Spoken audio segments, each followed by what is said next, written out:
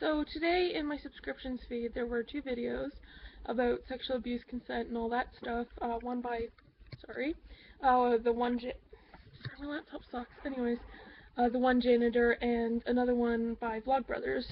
And as well as I had gotten a reply to a comment I had posted on Thunderfoot's video saying that the whole don't tell me not to wear sexy clothing, teach your son not to rape kind of stuff, saying that was stupid, likening it to locking your door to prevent burglary, you know, not wearing sexy clothes to prevent rape, which is just stupid, because one, you'd never want a stranger going through your house and looking at your shit. But you do want people to think you're sexy and want to have sex with you, and you want to have sex with people. It's not the same thing whatsoever. However, when you don't want to have sex with every single person, and the fact that people are taking, like, it's stupid. But the thing is that something that I hadn't previously considered, that someone else had replied in agreement with me saying, like, that Thunderfoot was stupid for saying this shit, was that this kind of rape culture thing doesn't just hurt women. It hurts men too. And I'm really glad this person said this thing, because it's very true. It's because the reason why it hurts men is that it perpetuates this idea that men are sex-hungry predators, that that you need to be defended against them, you need to prepare yourself against men, because men are such bad people and they're going to hurt you, and you can't trust anyone unless you've known them for a really long time, and even then. So it's hurting both men and women, because women fear men, and then women also, then the men who are to take advantage, or they don't understand consent, because that's the biggest thing too about rape culture. It's not like saying, let me wear whatever I want. Well, it is in part, but it's also kind of the big thing about it is taking blame away from the victim, because if the girl was wearing something even slightly that could be even considered slightly precarious by someone, and I mean, a girl could be wearing like a turtleneck and full-length jeans, but if it's just tight enough to show off her figure, it could be considered precarious. Like if she's large-breasted and curvy and she's wearing, a shirt that isn't loose, then people could say, oh, well, that's precarious.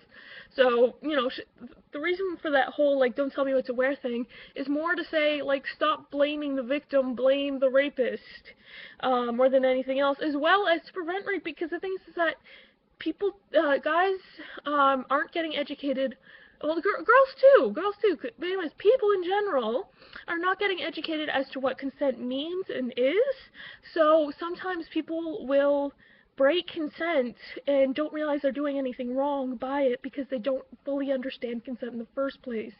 The whole, like, don't tell me what to wear, teach your boys not to rape, is more of instead, when it comes to sex ed, don't say, okay, this is how sex happens, and leave it at that. Also talk about consent and sexual health and everything else, not just this is how sex happens.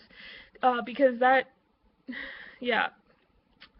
Basically, I think that the problem is in the sex ed. I'm glad that there's a group in Ottawa that actually does these performances to help, and they go to public schools and try to get into Catholic schools, but they don't get as many things there. Anyways, just trying to teach, like, they give presentations on consent and sex ed and healthy relationships and all that other stuff, and I think that there needs to be more of that, because the biggest problem is lack of education on the matter. But yeah, just throwing. But I'm really glad that person gave me that other perspective today, saying that, like, everyone always focuses on the women's side of things, but it actually it hurts the men's side as well. So for all you, it's mostly guys who are saying that there's no problem with rape culture. So for any guys who say, hey, that rape culture doesn't help you either, so don't perpetuate it. Anyways, be cool, guys. Make sure that you have full consent. Communication is key when it comes to that stuff. Like, the best way to make sure you're not breaking consent is to keep communication lines open. Say, is everything okay? Or,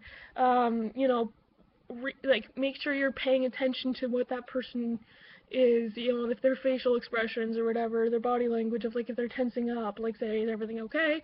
You can't ask you can't ask too much if everything is okay, unless they're like, yeah, no, I'm totally cool, let's totally have sex all the way. So, just, keep your communication lines open, and you won't end up in situations you don't want to be in. Okay, see ya.